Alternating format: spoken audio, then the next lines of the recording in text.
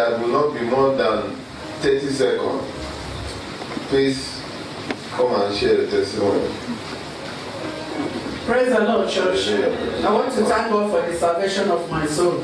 I want to thank God because of my life of my nephew. Since January, we saw this boy last.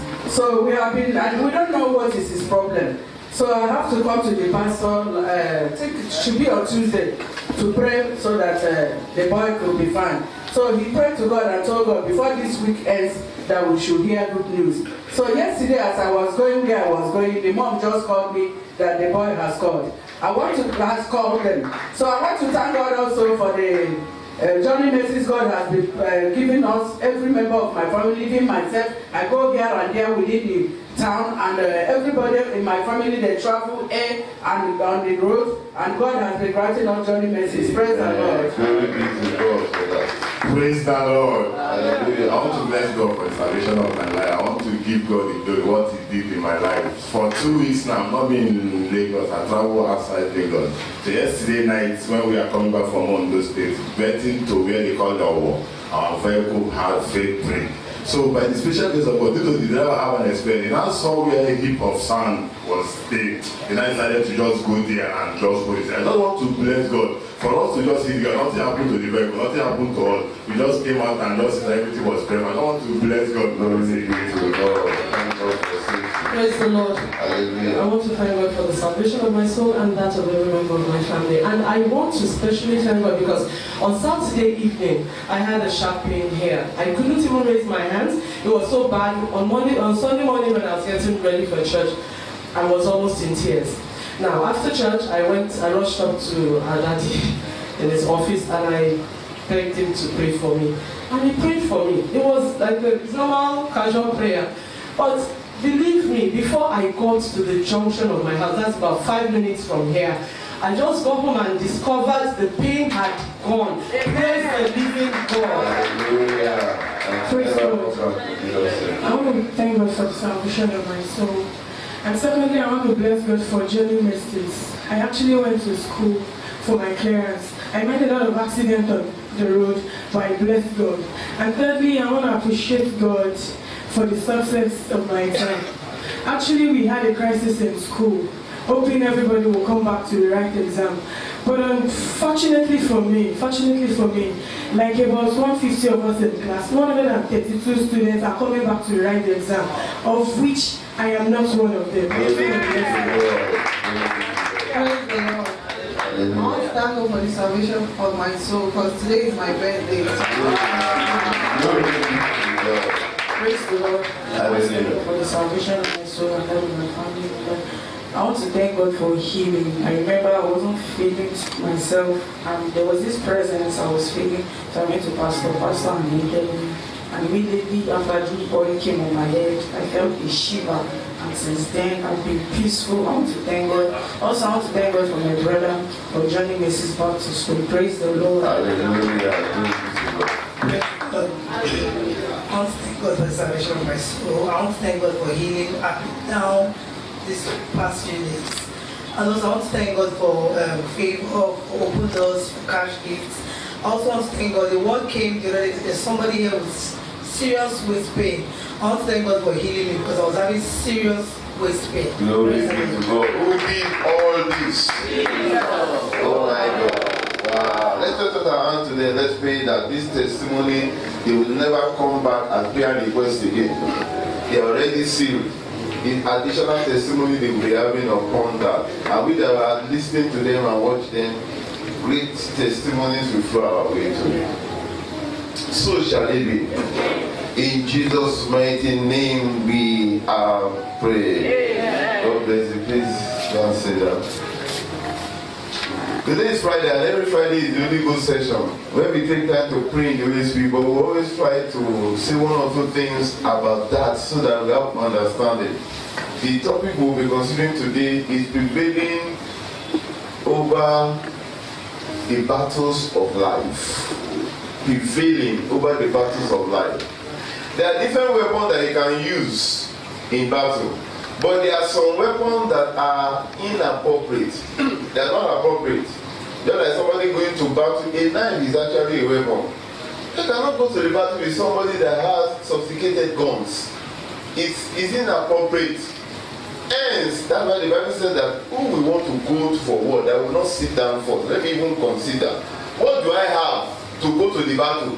What does my enemy have? So that you will not know whether I should go or not. There are battles and there are different levels. In life, there are different stages. There are different levels. That's why when you are want to go from one level of a building to the other, you climb steps. Each step takes you to another level. In life, it's like that too. Spiritual warfare. In the book of Ephesians chapter 6, 18 to 20, the Bible said that we should pray in the Spirit always, not once in a while. And many of us, we don't do that. That's why sometimes the battles of life seem to floor us. In the book of Ephesians, let me read it, if they can project. Ephesians chapter 6, verse 18 to 20. Praying always with all prayer and supplication where? In the Spirit. And watching thereunto with all perseverance and supplication for all saints. 19 and 20. And for me, that all thrones may be given unto me, that I may open my mouth boldly to make known the mystery of the gospel. 20. For which I am an ambassador in bonds, that therein I may speak boldly as I ought to speak. All these things they are telling us about the Holy Spirit. Praying is a serious business. It's serious spiritual warfare. Because you are not holding God does not mean that you are not actually devastating things in the realm of the Spirit. In those days, there used to be one great man of God called John Knox. John Knox, in his own time of preaching, preachers preach at their risk, the risk of their life. And there was a queen in Scotland that time, the Mary the queen. She made a statement that she said, I fear the prayer of John Knox more than all the assemblies of the army of Europe. And she was after him. John Knox escaped so many dangers, close choked with death by the reason of this particular queen. By the end of the day, the queen died before him. She was killed by another lady, Elizabeth I in Europe. I pray as you open your mouth to speak in tongues, the weapon of warfare of your enemy shall be destroyed. In battles, appropriate weapons are needed.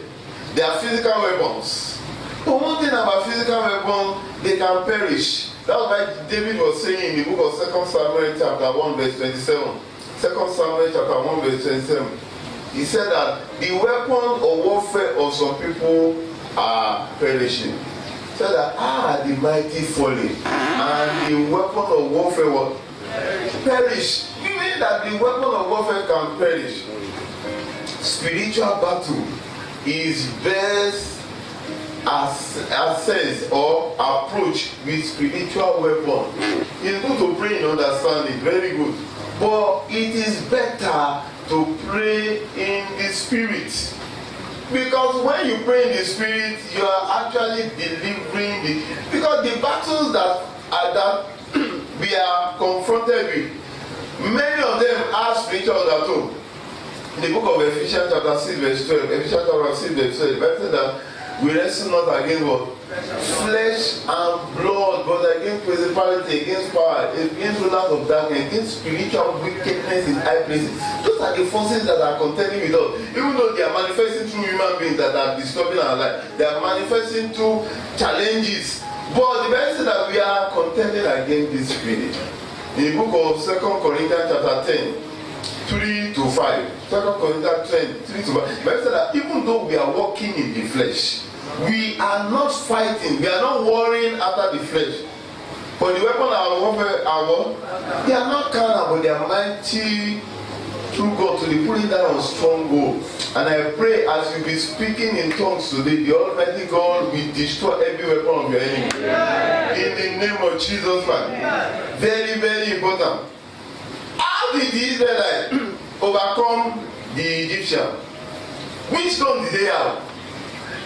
Did they even have any weapon? They have been in bondage for many years, but they overcame by the reason of spiritual warfare. Prayer. When they got to the Red Sea, they did not know what to do. Moses prayed.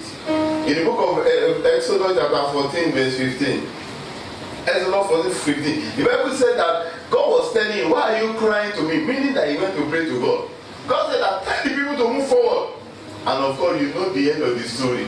By the time those one followed him or followed them, they were perished. Every enemy of your life shall be perished.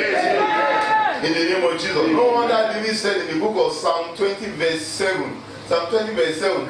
He said that some may trust in horses, some may trust in chariots, but we will remember the name of the Lord. And he went further to say in the next verse, he said that those people that trust in horses, they are brought down.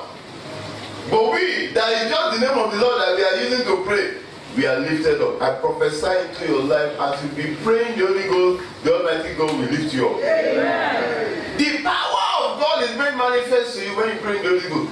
The power that you need for your battle, they are not physical power, they are spiritual power.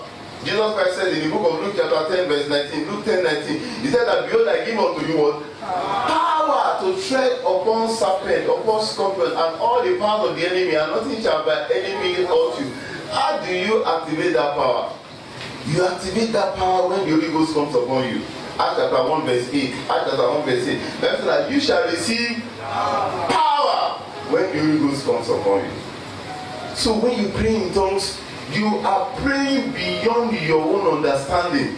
The enemies cannot get you. The enemies cannot comprehend you. They cannot understand you. The Bible says that the Spirit of God is like the wind. You don't even know where it's coming from. You don't even know where it's going. That is how you confuse your enemy when you are praying the Holy Ghost. Shall we rise on our feet and just a few moments that we have and just begin. Open your mouth and say, Father, as I open my mouth to speak, grant unto me divine utterance to pray aright in the name of Jesus. Rapata meleke shindele kumahanka teleba yeke meleke sendeleba rababababababaka shana ibele kutuba yeke meleke shunduluba bababababa yeke shindele keleba ya bababababababaka teleba rebele shindele babababa malaka sana ibele kushunduluba babababa yeke shindele keleba rebele kishindele kutuba. It confuses your enemy. It destroys the weapon of the enemy. It makes way for you where there is no way.